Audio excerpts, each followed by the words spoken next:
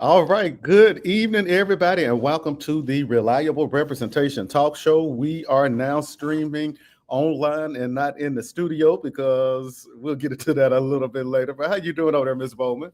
I'm good. What about yourself? It's what day is it? Thursday. Ooh, I'm getting the long week. I forgot what day it is already. I know exactly what you mean. I am doing well. As you can see, I am at the I Love Jackson State University.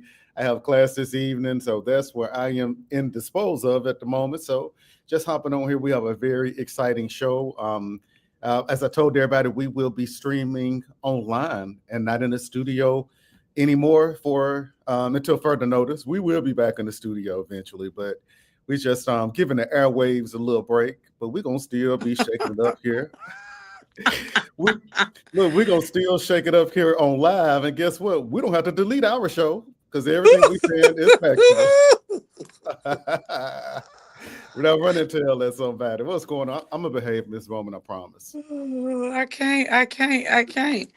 So tell us about this federal government shutdown. I'm a little nervous. I've heard today that some other people is trickling on down to here in Jackson, well, Mississippi, should I say, the federal building downtown. They are receiving some, I would say blunt of it. And then also they said the subway are saying they're not receiving as much traffic from the veterans. So what's going on? What is all of this about? I guess I'm out of the loop and I don't know what all of this is entailing. It's very chaotic right now. What this all boils down to is we have a dispute on both sides of the aisle. So, as you know, with the Affordable Care Act that was passed under the Obama administration, Hmm. there are certain rebates and benefits that come from the Affordable Care Act. And what's going on is the Republicans did not want to renew those rebates permanently. However, the Democrats are saying that if y'all will not renew these rebates and incentives to the taxpayers, that we're not going to sign or vote on a budget bill. And so this is detrimental because when we talk about affordable care plans, the way it operates is if your premium is, I'm just going to say, if your insurance is $375 a month, Hmm. the government will, depending on your income range, the government may pay 300 of your premium and you only pay $75 out of pocket. So Mm. with them not renewing this, that Hmm. means nobody's going to get a break. So we're going to see health insurance premiums rise by up to 75%. And so that is one of Lord. the issues that the Democrats are standing strong on. That's one thing that I'm standing strong on and in support of them. And they do not need to vote on a budget bill because we have to make sure that no American is getting left behind. The argument from the Republicans is that the Democrats are trying to expand Medicaid, or not Medicaid, expand health care to illegals and all of that. So But who would be the illegals? and so when they say illegals, they're talking about people that are undocumented in the country, that are not citizens, that don't have a green card or don't have a passport. And the thing, Wow. and the thing about that is when the Affordable Health Care Plan was passed, it explicitly excludes anybody that's not a citizen.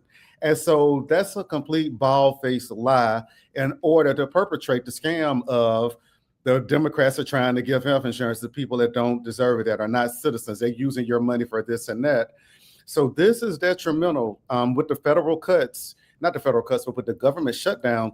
It's slowly trickling down because when we talk about federal employees, TSA, we're seeing delays at airports because Oh, these, really? yes, TSA, air traffic controllers, um, so many, and we have a lot of local employees here in Mississippi that work in federal jobs, working at the federal building. Secret Service agents are federal employees.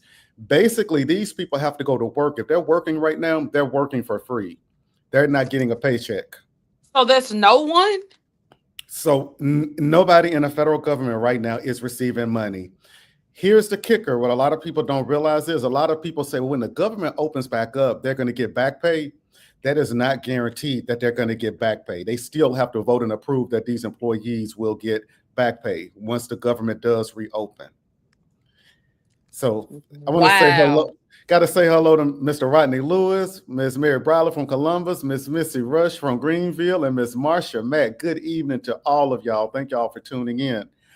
And a lot of people don't realize, they say, oh, the federal government, they ain't got nothing to do with us. It has every single thing to do with us. Another thing that's happening right now is anybody that lives in a flood zone. And so if you lived in a flood zone and you needed to purchase a flood insurance policy for your home, you can't buy one right now because that's FEMA, that's part of the federal government. So a lot of services, people are not going to be able to take, are not going to be able to, perform. Mr. Lewis made a great point that only the FBI and active military is getting paid. That's true. President Trump did order the Department of Defense. No, he changed it. The Department of War. I'm sorry. He changed the name of it. Yeah. So he's ordered the Department of War to go within their budget, take money out of the budget to pay military personnel, which technically is illegal and needs congressional approval. But that's a whole nother conversation for a whole nother day. And so as it stands right now, we really need, and I'm not going to say we need both sides to sit down. We really need our Republicans to sit down and look at their districts and look at the people that are going to lose if this budget is passed without extending the tax credits for the affordable health care plan, because there's going to be a lot of people that will lose their coverage. And, people are saying now, we need to, cave in. And the Democrats did something back in, I want to say, April-ish of this year. The Democrats voted on a funding bill with the Republicans, because the Republicans told them, just vote to keep the government open. And we promise you, we're going to talk about Affordable Care Act at the end of the year next time. So the Democrats went out on a limb and trusted them.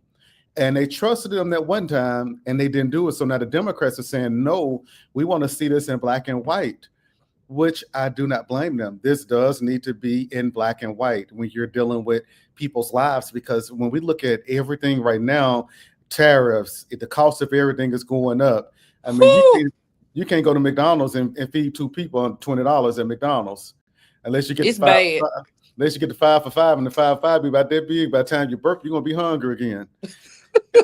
And so we got to look at the cost of everything going up, and people can't really afford to pay 75% more in healthcare.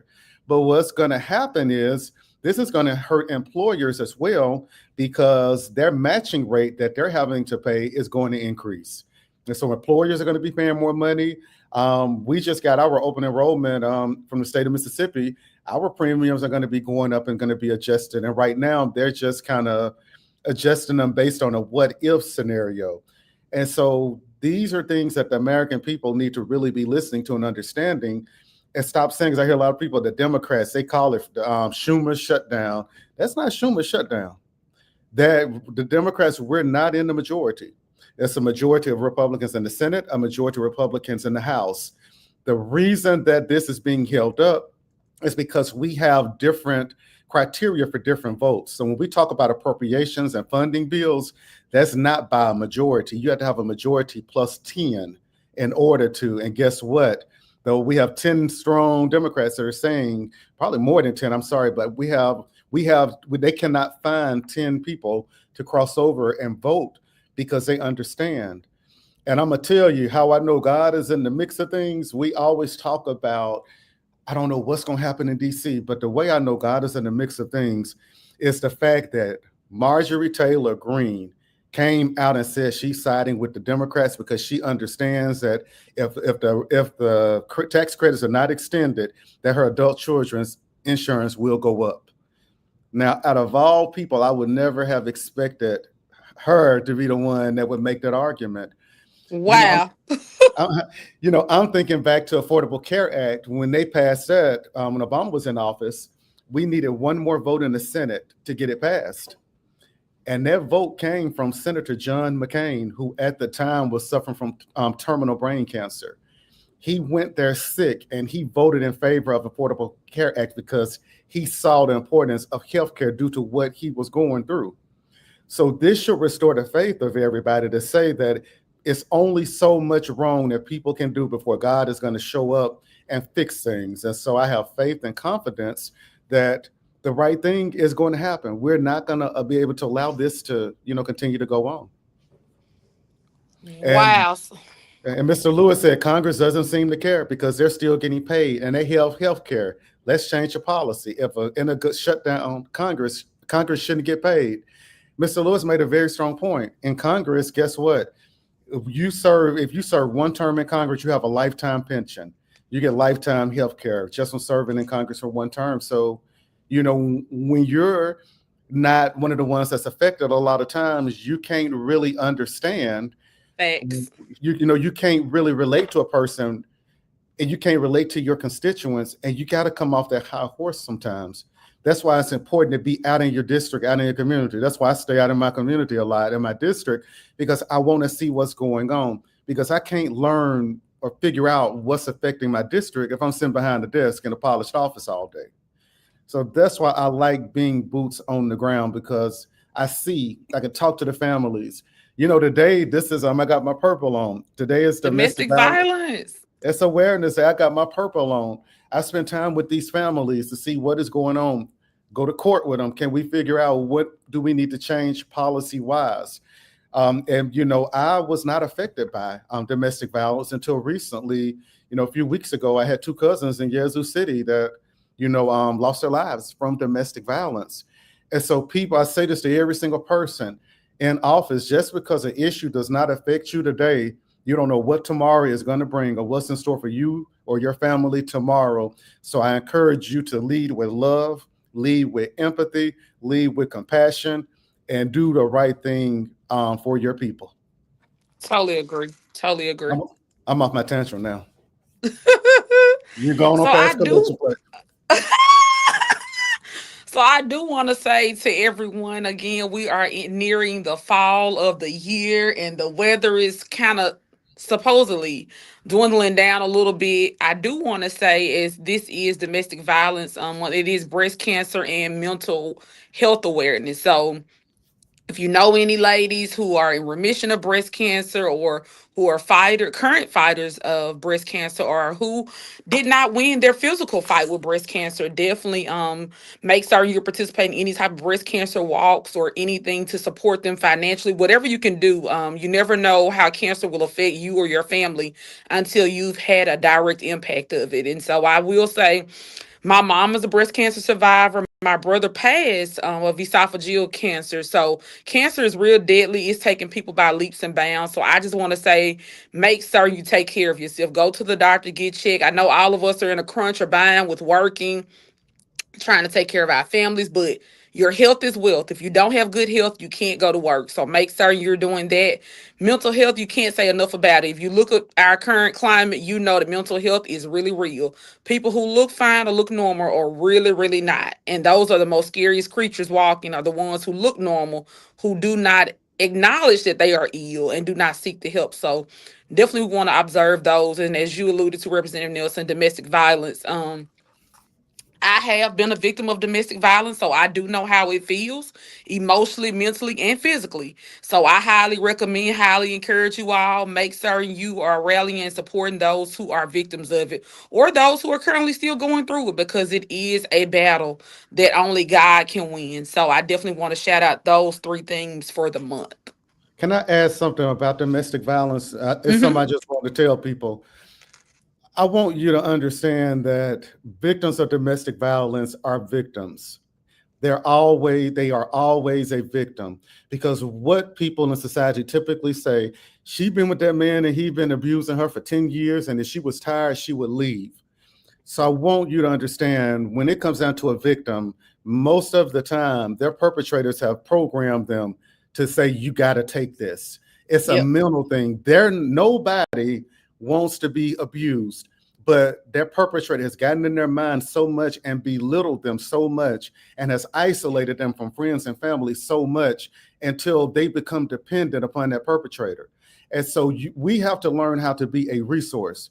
If we see somebody going through something, and it's not intruding or getting in their business, but if you have a friend going through something, say, hey, look, I'm here if you ever need to talk. If there are resources around, point your friend in the direction of where the resources are. But don't sit here and tell people that, oh, well, you need to get away from him or you need to get away from her, because some men are victims too. Correct. So So understand that it's mental when we talk about domestic violence. A lot of these scars are internal scars that have come from months and years of abuse from a person. So with our Mhm. victims, we have to have empathy and compassion for them. Definitely, definitely. And as you alluded to, as a public servant or elected officials, I highly encourage this as well. I want to see more elected leaders being more vigilant in their communities. And when I say vigilant, I mean, you all know Jackson State. Woohoo, we just won our game. Ooh, the last crunch of the 2 minutes or 1 minute. But we were able to overcome that. But in that weekend, we saw several homecoming shootings. Alcorn was deadly. Then just yesterday, a young lady was victim, or I'll say a homicide. I'm assuming that it was domestic violence. I don't know that, but I'm just assuming that. And she died in Clinton. So there are issues going all around us. And I think that, well, I know that if people see our leaders stand up and take a stand, they're more prone to say, hey, I'm not going to accept it because I see someone else that looks like me that has identified and said that, hey, I don't want to see my community looking like this. So if you see people and you know of people, definitely pray for all people that are involved that were involved this past weekend. It was definitely deadly. It was crazy. In the midst of all of us trying to come together and just celebrate, just reuniting as a family reunion is what I call homecoming. Just a big family reunion. You had those who just are, I would say, cowards in a way, and also just nonchalant for the livelihood of others, just shooting. And so unfortunately, someone in Alcorn became a victim of that. So just making certain that in this month, as we move over to the Christmas holiday season, because not only Christmas, Thanksgiving, make certain that we are just celebrating each other, and we're definitely proud proponents of what is taking place, and making certain, as Representative Nelson alluded to, being an active voice for those who are in need or in crisis. Everyone may not be as vocal as we are. There are some people who are dying silently, and they are not saying anything, but they're hurting and they're looking for someone. So to our elected officials, if you're able to get in your community and mentor one child or one young adult, please do so. Jackson State has over 6,000 students. So if you want to adopt a child here, we welcome that. Come to Jackson State, mentor a young person, and let them know that there is hope. And that's my tantrum about, inclusive with this past weekend of activities that we had. That's it. And look, we have another comment from Miss Missy Rush. She says, "Same, me too. Her daughter lost her life in 2023. She says she wished people would stop calling it domestic violence simple assault. There's nothing simple about it. They break down your self worth." She's Very absolutely true. right. And when we talk about domestic violence, and so when charges are brought, it depends on the severity of what happened. It could be simple assault, aggravated assault, but as Ms. Rush is stating, domestic violence is domestic violence, It is. and we have to get out of that. And the reason that I agree with her on this is because simple assault carries different penalties versus aggravated assault. And Mm-hmm. so when you classify simple assault, you can have felony, or assault could be either a felony or a misdemeanor. If it's a misdemeanor, it's a slap on the wrist. But all of these things need to be weighted equally, because with Correct. domestic violence, that's what happens. A lot of times it start off small and it escalates and it escalates and it escalates time after time. And so, Ms. Rush, we offer our deepest condolences to you and your Definitely. family. And thank you for being a voice and speaking up, for your daughter. We have to continue to speak up about these things, so that other families and other people don't have to go through what you and your daughter have gone through. So thank you for coming out. And Ms. Rush, we're going to have a shirt for you as well from the Mississippi Coalition Against Domestic Violence. So they're going to get you a shirt out. That's good. That's awesome. And I do want to say this as we talk about community work and what this month means to everyone. Definitely, I highly encourage, highly suggest. I can't put emphasis on it enough. You all get involved in your communities. Our communities are dying daily because the lack of is our active participation. Myself, Representative Nelson, and Mr. Hobson of Hobson's Junk Removal are planning another cleanup. And the question has been asked to me all week, why y'all keep cleaning up? Why it's not really working? Let me tell you something. it'll work if everyone gets in and do their fair part. It works because people are reaching out to us, asking us, when are you all coming to our community next? I've heard, what they're doing in North Jackson, and that some people have even alluded to that we're mimicking that. I want to say this before Mr. Hobson even came on the scene. Myself and Mr. and Representative Nelson were cleaning up 4 years in, before we started as honestly, because of Martin Luther King, we started as just a once a month ordeal. What can we do to honor Dr. King's legacy? And we started as a cleanup. He wasn't even elected at that time. So we're not mimicking anybody. We're just wanting to do what we know that will work. If you beautify our communities, then that causes economic growth. People put their children in communities where they're thriving. They don't put their children in communities where it's dying. So we need people to buy in. If you have a child in Jackson Public School, tell them, hey, go out, get you some community service hours. But not only that, change your mindset about how you care for your community. If you keep your home clean. Can I back up for a second real Come quick? on. Now, you said somebody said we mimicking what North Jackson doing. Mm-hmm. You gotta love the street committee. And the thing is, so we're not, but even if we were, isn't that a good thing if we clean the community up and that's accomplishing a goal? So correct. If we were doing that, why should it matter? That was my response as well. I mean, if I'm mimicking somebody, I want to mimic something good. And not mimic what a lot of you folks out here not doing anything doing. I guess if you mimic that thing, that'll be okay. But when you're mimicking something that's perceived, and I ain't gonna even you. How you doing, Miss Erica Robinson Jones? Or you can go on carry on before I go down this rabbit hole on these folks. Listen, that was my response, and I hate to toot our horn. I'm never one to brag or boast on what we do, but I did share with the person that hey, I'm the voice of myself and others are voices of South Jackson. We've been doing this. This is nothing that we've just started. We've been doing, and so we do it because South Jackson was the North Jackson. People are failing to realize that Metro Center used to be the hottest mall alive. It wasn't North Park. Nobody knew about North Park. Everybody was going to Metro Center. And so when the holidays come, you see the big old balls in the floor of Metro Center because then it's the holiday season. So these areas were once pillars of our community, and now that has, for whatever reason, a lack of. And even recently, I just noticed with Jackson State with the homecoming, people were here. The energy was great. If we could keep that energy all year long and keep our communities up, just imagine what West and South Jackson could have. But what we do is we celebrate here, then we take our tax dollars back to Madison and Rankin County. And I hate to say that, but they really don't want you over there. They want you because you're able to give something which you're paying your tax dollars. Start giving money and putting money back into your communities. You want the grocery stores, you want the malls, put that money back in your community. I go out there, because I don't have anything here. But if I had it here, I would definitely patronize home first before taking my money, giving it to Madison and Rankin County. Because I can promise you, if you're Black and you commit a crime over there, they're throwing the book at you. You're going to get a penalty so high, Big Mama can't put a house up to bun you out. Yep. You're right about that.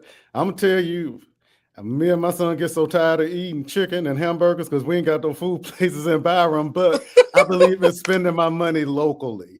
I want to put it back into my community, where it's needed. That's the way we build capacity and we build community is by constantly, reinvesting in our community. So, and that's absolutely right. We have to understand that.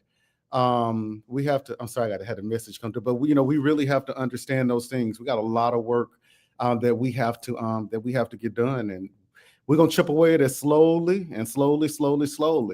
Correct. And so we have a special guest. Are we ready for our special guest yet? Yes. Now you the church announcement lady, so you supposed to be announcing and telling her what is it? All the visitors, you stand and stay. Let me let you do it. You know what we do, but y'all listen.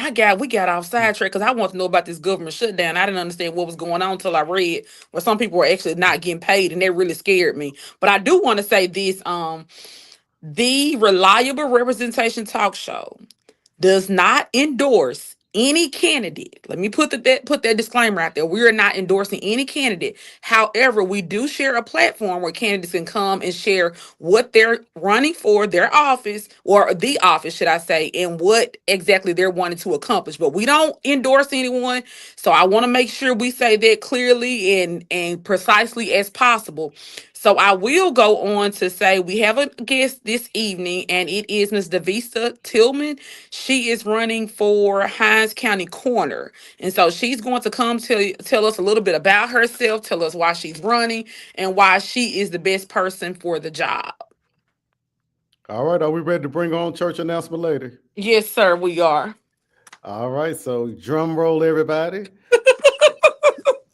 Oh Lord, we're gonna bring around now. She's gonna think we crazy. How you doing? Welcome to Reliable Representation. Oh, thank you. Thank you. I'm doing good. Thank you guys for having me. Awesome. So Miss Tillman, tell us a little bit about you, who you are, where you're from, why you're running for this position, what's your calling, what's your passion. Tell us all of that good stuff.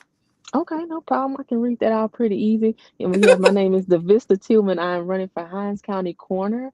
Um, well, actually, I'm actually in the car because I have to go to work. I'm on call, and it's kind of synonymous. So when they call, I gotta go. But Okay. anywho, um, but I have time. So the reason that I'm running is because I feel like this has been a dream, a passion, a desire of mine for like over 20 years. I'm just 32, but it's been that long. Um, I do remember when the retired coroner came in for career day, and I was in the fourth grade, and she told us what she did, and I just knew instantly at that moment that's what I wanted to do. So at that young age, I didn't have many resources, but I knew again that's what I wanted to do. So as I got older, I graduated from Lanier High School, and once I graduated, I went on to mortuary school. So I got to have a degree in mortuary science and funeral service, and I also have a degree in criminal justice. I'm a licensed funeral director as well as a licensed embalmer. So all in all of my steps have been to one day to prepare myself to one day be the coroner. Um, Along with that, I do have experience of working at UMMC, in the ER. That's the only level one trauma hospital in Mississippi. So a lot of stuff comes through there. And I also have experience as an autopsy technician. So I was able to do autopsies on many people, loved ones, right beside the pathologist. So that was great experience for me as well. Furthermore, in my current capacity, I am a funeral home coroner liaison. So I get to work with funeral homes and coroners all over the state of Mississippi. So that's a advantage of mine. And also, I'm like in so many buckets. I'm serious, and also in my current capacity, like I said, I'm on call. I work as a post-mortem anatomical donation technician. I can't even say all of that in one sentence. So basically, so basically, it's still in that field of death. So I have really been preparing myself for this, and basically, what I do is, if you guys are familiar with donation, organ and tissue donation, Mm-hmm. that's the side I'm on. I'm on the tissue side. So, like we just said, it's Breast Cancer Awareness Month. So, we will take tissue, for example, skin, and once we take that skin, we can send it to a processor, and they can later process it, and a woman can use it after a mastectomy to reconstruct their breast. Really? hmm And what has been in football season as well, one of the tissues we recover can also go along with an ACL. It can help restore an ACL in a in an athlete or some or just anybody who's torn an ACL or something like that. So yeah, I would like to say my qualifications have have really set me up for this moment to actually do this. I can't take any of the credit. I give all the credit and glory to God because he's the reason that I'm here and continue to be on this path. So I do thank him for that. So again, me running for coroner is not just a decision I made overnight. I literally have been working my entire life to one day be the coroner. So I am very passionate about it. And I do hope to be the next Hinds County coroner, November 4th. Quick question. First, want to say hello to Mr. Hey, Mr. Howard Sanders from Community Strong for Jackson. That's my guy over there. But my first question for you would be, can you tell what is the most important duty of the coroner? Well, they have many duties, but I believe the most important one is um, giving the family closure because they are in charge of assisting with knowing that cause of death. of that loved one. So I think that would be the most important, giving them closure by doing what it is that we're supposed to do to figure out that cause of death so it just won't be unknown to them. Okay. I think that's really important because a lot of people, when they hear coroner, they just think, oh, it's a person, and they just come around and pronounce death. And after they pronounce death, then they're gone.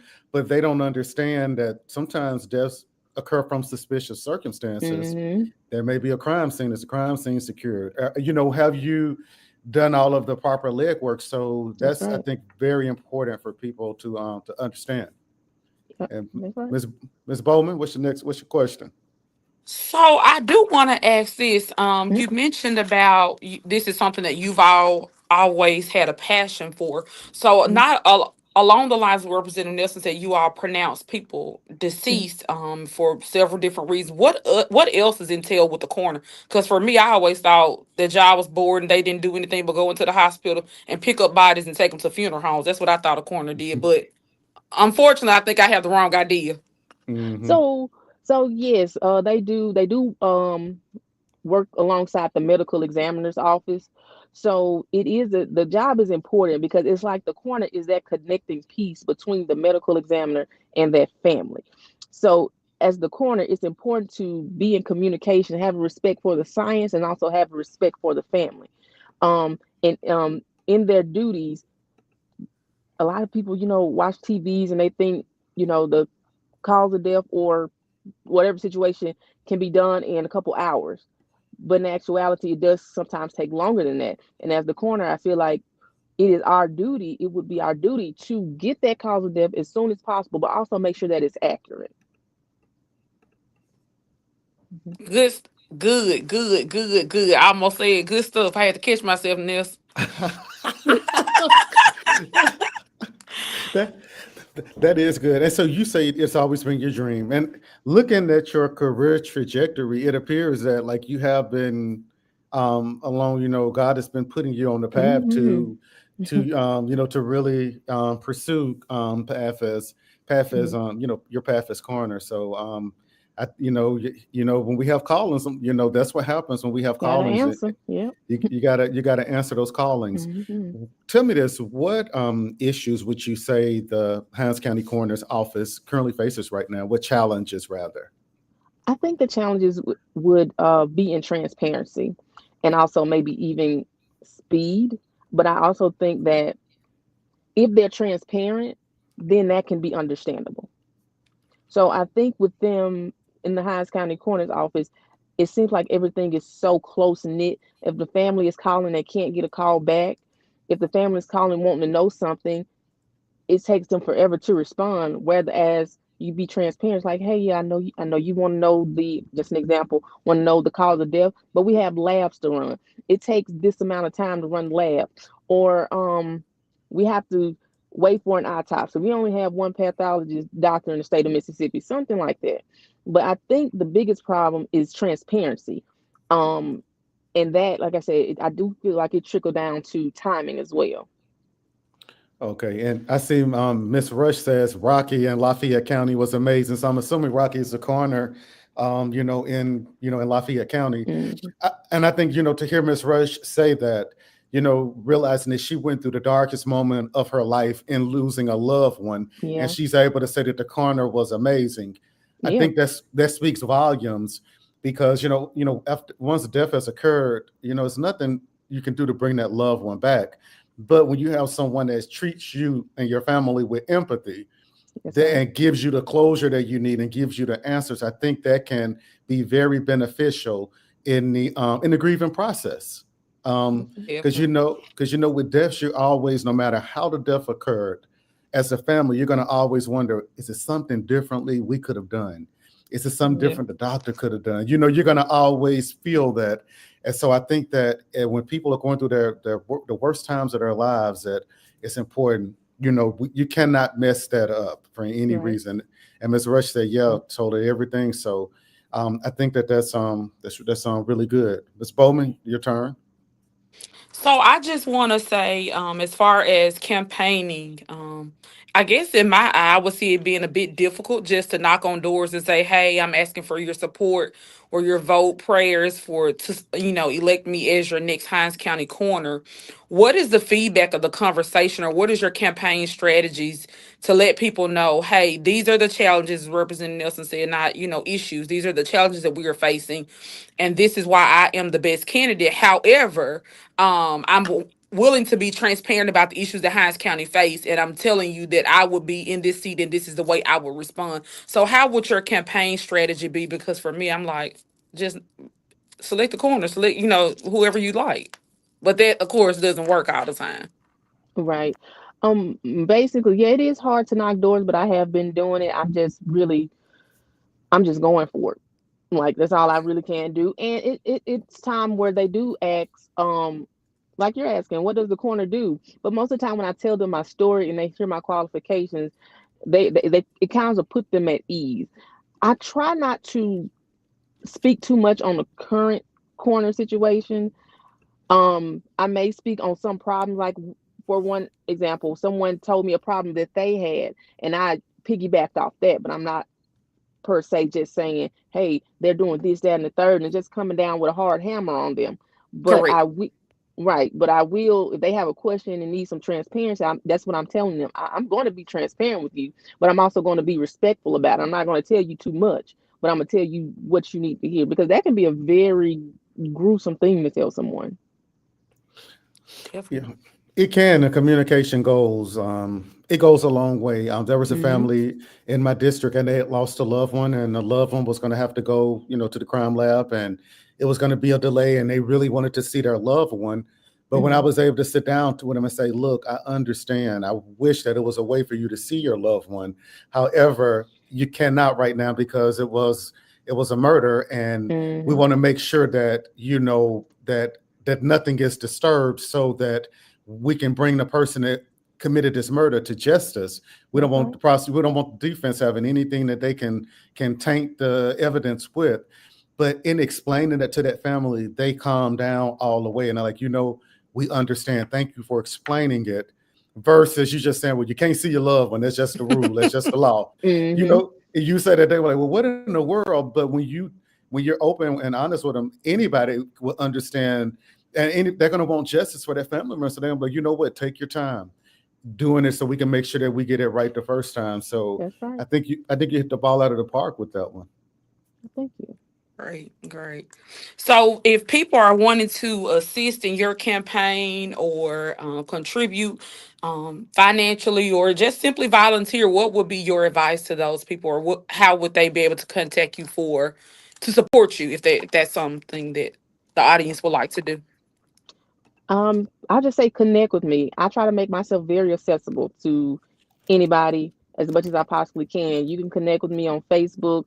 Just my personal page is my name, Vista Tillman. I also have a campaign page, which is simply elect the Vista Tillman for Hinds County Coroner. So feel free to connect with me that way. Also, my cell phone number, I don't mind giving it out. It's 601-953-6354. Again, my cell phone number is 601-953-6354. So feel free to call me, text me, connect with me on Facebook, and I would really appreciate everyone's support November 4th. When you go to those polls, just remember Team Tillman. So let me ask this: any upcoming events that you would like people to come out to? I know sometimes people have meet the candidates or candidate forums or anything on your calendar that you want us to be aware of that we may need to repost or share for those who would be interested in coming. Yeah, yeah. Well, I wish I was here sooner. I just had a meet and greet, meet, like you said, meet the candidate, October 14th. So Okay. that turned out well. But there are upcoming forums. One is on the 23rd, I believe. Okay. Um, I can't even tell you the location, but it is an upcoming forum. I'll share that information with you, and you can post it if you like. And there's also another one. I think it's just for the corners. That's going to be October 30th at Belmont. I think that's off 49 18 Highway in 18. yeah, Highway 18 in Raymond. So those are the two forums you can come out and get to know our platform and get to know the candidates. Great, great, great. Representative Nelson, you have any other questions for Ms. Tillman? That's it, Miss Tillman. I just want to wish you good luck. Thank you. It's a lot of hard work out there when you're It campaigning. is. Just, keep your head up, connect with the people, and That's just it. continue doing what you do. And at the end of the day, the choice is it's all about the people. The people will make the decision. So just keep doing what you're doing, and we wish you the best of luck on your journey. All right. Thank you guys so much. You're No problem. Thank welcome. you. All right. So, all right, Ms. Bowman, Ms. Bowman. And if any, like Jerry had a final thought. Jerry, Listen, y'all. That was Miss Tillman. So make certain you are going out supporting the candidate of your choice. For Hinds County Coroner, as you all know, elections are definitely important. We need great people in seats. Don't complain if you don't go vote. So whatever you get, that's the outcome of either you voting for the person or either not voting. So make certain that you're voting. I do want to say that we do have one sponsor, which is Miss Stephanie Meacham, Hinds County Coroner. She's running for that seat as well, serving justice, honoring life. Again, we don't endorse any candidates, but she did want to sponsor a show. And so we want to make certain if people patronize the Reliable Representation Talk Show, that we definitely read their literature. And so again, that's Miss Stephanie Meacham, Hinds County Coroner, serving justice, honoring life. And she has also been out in the community. Most recently, I think it was at some National Night Out. She was there. I was told. So definitely review each candidate's platform. Figure out what works best for you. What you want to see is I was not as familiarized with the job of the coroner. Familiarize yourself with it and make certain you choose the right person. that is absolutely it. You have to go out and let your voice be heard. If you don't vote, guess what? You can't complain. Y'all, I want y'all to look at my background. Ms. Bowman, you see my background, the King Edwards. I didn't even realize I was back there behind this. I'm right at the King Me, Edward Hotel background. Look me at that. either. But absolutely, make sure you go out there and vote for our next our coroner. There also is a Senate race, Senate District 26, which was formerly held by Mayor John Horn. Now, my apologies. And so make sure that we get out there and we vote to put the right people in office. It's not about popularity. It's not about what church you go to. It's not about what fraternity you're a member of. It's not Or about pet group. a pack group. It's not about any of that. It's about what's right here in the heart. It's about, are you ready to serve the people in your community? And it's about, are you willing to learn? Are you willing to grow? And are you willing to work with others? And if the candidates can't do that, they are not worthy of your vote. And you can tell them I said that. I ain't got no problem with it. They're not worthy of your vote. We have to make sure that we're electing quality people in office, and that we're getting away from this mentality of high school class president and class vice president and class secretary, because the And people best that we are, dress. and best dressed, they're most likely to succeed. That ship has sailed. Where we're at right now with elections, the people that we elect are people that control our everyday life. Every single thing related to us is controlled by people that are in office. So this is not a game. And so I hope y'all will take that with y'all if y'all don't take anything else with you. So Listen, make if you sure don't take that, just keep on watching and be like me, just clueless when people are complaining. Well, not complaining. People are stressing the importance of how they need their paychecks. I did not know the magnitude of this federal shutdown until you explained it. I just been seeing it like, oh, okay, I guess because it hadn't hit home to me yet. So now I know the importance of this is how people are taking care of their families. Yeah, it's important. It's very important. People think, oh, it don't matter what they do in DC. This is a prime indicator of it. We see jobs. One thing that happened, our State Department of Health. So we receive a lot of federal funding here in Mississippi. They had to fire people from the health department because some of the employees that are state of Mississippi employees are being paid from federal dollars, and since those dollars are cut, those jobs had to go. And so when you talk about the health department, and we're in a health crisis right now with maternal health, infant mortality, HIV, STD rates are skyrocketing, and we have to fire people from the very department that can turn things around. So yes, I mean, we are right now, it's critical that we're putting the right people in office in these seats. I can't stress that enough. Wow, I did not know that. That is very sad, heart wrenching. That's it. And we're gonna close on the line from Miss Missy Rush says, start asking the people you vote for the hard questions. Bam. Drop the mic and walk off the stage. Where you went to school at is not important when you serving me. Where you go to church, it's not important when you serving me. What sorority or fraternity you a part of is not important when you serving me. Well, So, we do again want to thank everyone for tuning in. We will pick up again where we left off tonight, again on next Thursday. Yeah, next Thursday. next Thursday. Have a good one. Have a good Miss Bowman. Let me get on in here to class. All right. Enjoy your evening. Thank you. You too. Y'all have a good All night. right. Bye-bye.